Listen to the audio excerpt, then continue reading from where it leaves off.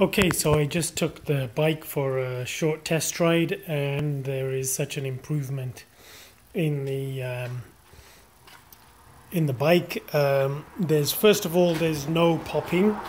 When I had changed the exhaust, there was a lot of popping going on because everything was as is, as stock. But I just switched out the exhaust from the stock one to these BC Sleeper Pros, and there was a lot of popping. At first I didn't mind because it was a nice burbling sound when I was sort of doing the engine braking, but sometimes there was a huge pop, and it didn't sound good, and I'm sure it wasn't doing the bike any good either. So I know the air injection intake also causes some popping, but that never caused any popping on my bike. I know others had reported that, but it never caused any popping on my bike. So but now, having taken it for a ride, there's absolutely no popping whatsoever. It's a very smooth ride, and that's probably as a result of all of the changes. So the first changes is obviously with the exhaust. The second thing I had done was I had removed the snorkel on the air intake, and having removed the snorkel, I changed the air filter to a DNA air filter from TTP or TPP, I can't remember, and Triumph Twin Power, yeah, TTP, and so I changed it to a DNA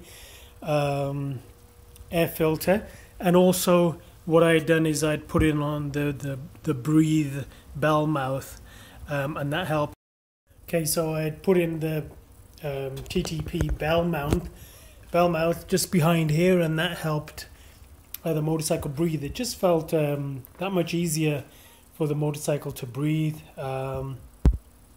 So that was a nice change. But like I said, I was getting a lot of excess popping with those changes now. It felt good at the throttle response. There's a nice little burble sound, but sometimes I would get a popping sound, which I didn't quite like.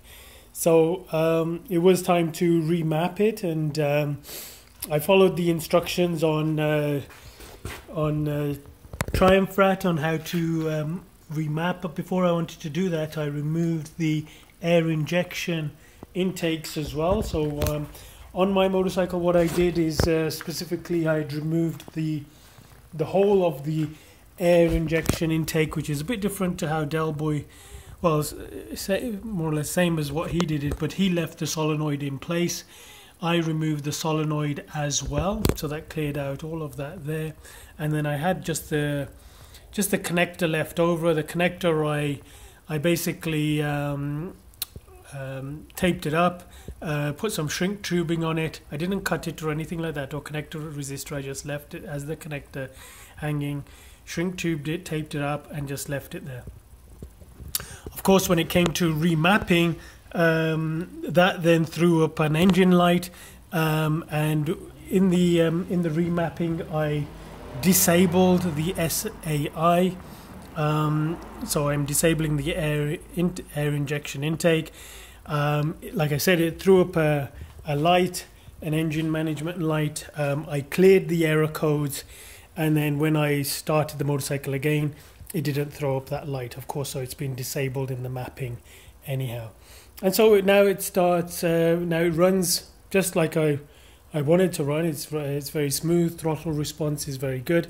In low gear, if you're in sort of your parking lot type speed, I know in some forums it said it sort of minimized how jittery it was.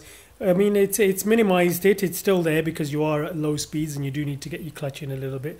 But it has helped with the motorcycle being able to breathe that much better, so you don't get as much sort of back and forth in terms of the juddering that you get. So I'll start it up, and you can see what after all this work's been done, what it sounds like. So just give me a minute. So this is a warm start.